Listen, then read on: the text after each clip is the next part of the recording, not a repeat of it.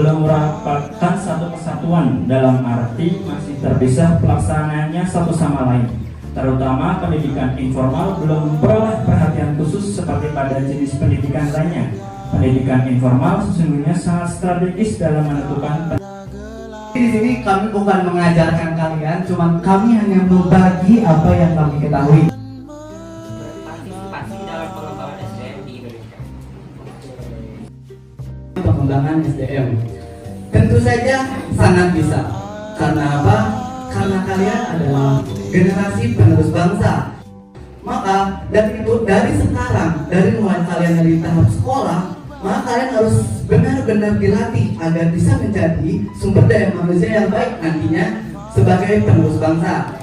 Pendidikan itu sangat mempengaruhi dari kualitas sumber daya manusia. Jadi bukan sumber daya manusia yang mempengaruhi pendidikan, tapi pendidikanlah yang mempengaruhi sumber daya tersebut.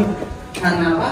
Karena dari pilar tersebut sudah dijelaskan bahwa pendidikan merupakan salah satu pilar yang menunjang dan menunjukkan bahwa negara tersebut memiliki SDM yang berkualitas atau tidak.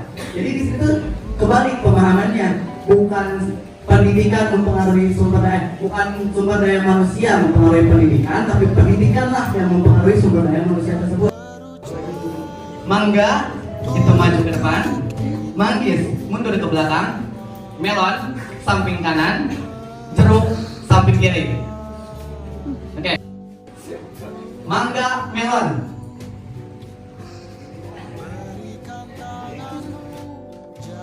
Mangga harusnya ke depan. Mangga ke depan. Oke, silakan dulu. Tepuk tangan. Mangga, jeruk, manggis. Oke, so pemenangnya adalah Yasmin Maulidia dari kelompok dari Pasar.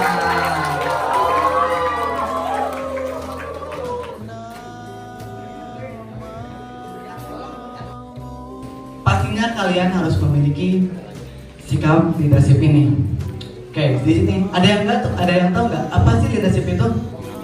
Kepemimpinan itu seperti yang tadi kata Bang Bazar, dia tuh bilang bahwa kepemimpinan itu adalah sifat.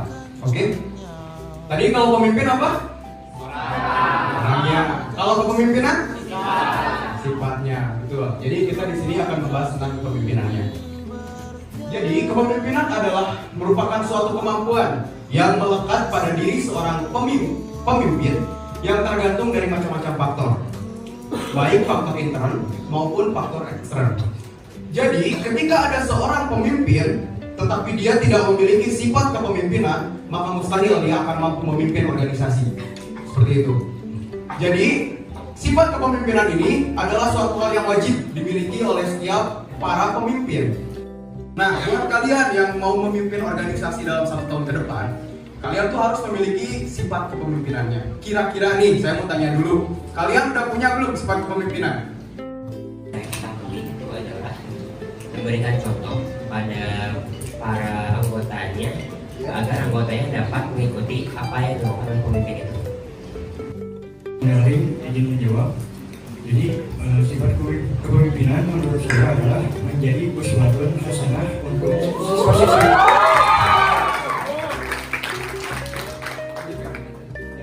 Pemimpin adalah orang yang mendorong orang lain agar mau bekerja sama dan mencapai tujuan yang telah ditentukan.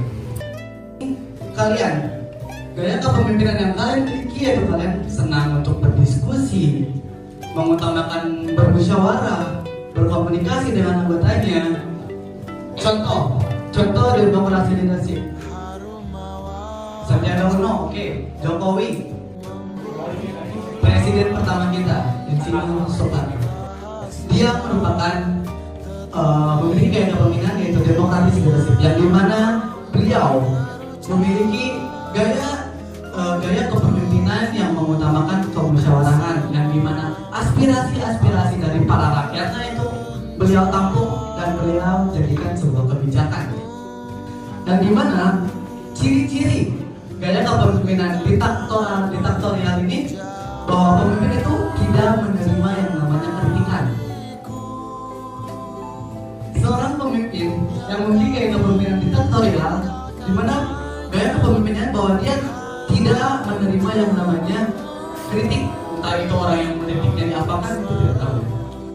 Public speaking itu sebuah seni berkomunikasi yang dilakukan secara di depan umum.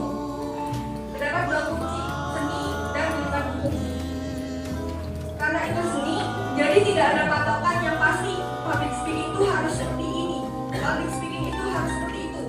Itu tidak, semua orang pasti punya karakter. Bagaimana dia menyampaikan apa yang ada di pikiran dia. Kunci yang kedua yaitu di depan umum, public. Pasti di depan banyak orang. Sebuah public speaking dapat dikatakan berhasil apabila audiens bisa memahami apa yang dibicarakan oleh pembicaranya. Audiens bisa terhibur dengan apa yang dibicarakan tersebut.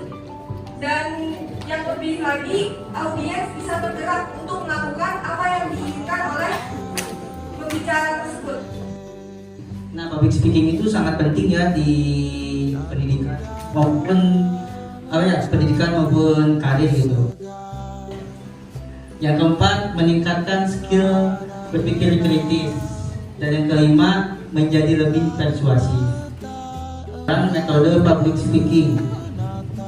Yang pertama, impromptu atau ad libitum, di mana metode yang dilakukan secara spontan, spontan yang ada tidak menggunakan persiapan atau pembuatan naskah tertulis terlebih dahulu atau secara langsung.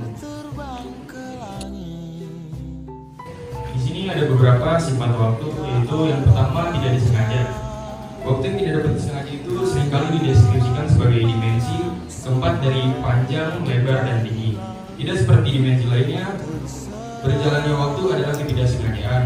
Secara teori, kalian bisa berhenti di satu titik di luar angkasa dan berdiri di sana sementara bumi dan planet lain berputar. Lalu yang kedua, waktu itu tidak dapat diubah. Waktu terjadi sebagai urutan kejadian yang tidak dapat diubah, sehingga begitu sesuatu terjadi, sesuatu itu tidak bisa tidak terjadi. Jadi kayak misalnya tuh, kalau misalnya udah terjadi ya terjadi aja, kalian cuma bisa pasrah, gak bisa merubah keadaan gitu. Lalu yang ketiga itu, waktu sesuatu yang dibutuhkan. Kalian pernah dengar kan istilah time is money gitu? Nah, jadi di sini tuh waktu adalah suatu hal yang menjadi persyaratan agar segala sesuatu itu terjadi. Dan yang lain tidak ada yang terjadi dalam sekejap mata tanpa perkembangan waktu. Lalu yang keempat ada waktu dapat dihitung. Waktu yang dapat diukur dengan satuan yang disebut detik. Waktu adalah pengukuran yang penting untuk hampir setiap pekerjaan manusia termasuk sains, seni, bisnis, dan kegiatan sehari-hari. Lalu yang kelima sifat itu adalah waktu yang mutlak. Waktu yang mutlak adalah gagasan bahwa waktu itu konstan di seluruh alam semesta untuk semua pengamat. Ini adalah dasar untuk sistem fisika yang dikemukakan oleh Sir Isaac Newton yang dikenal sebagai hukum Newton. SDM Kualitas.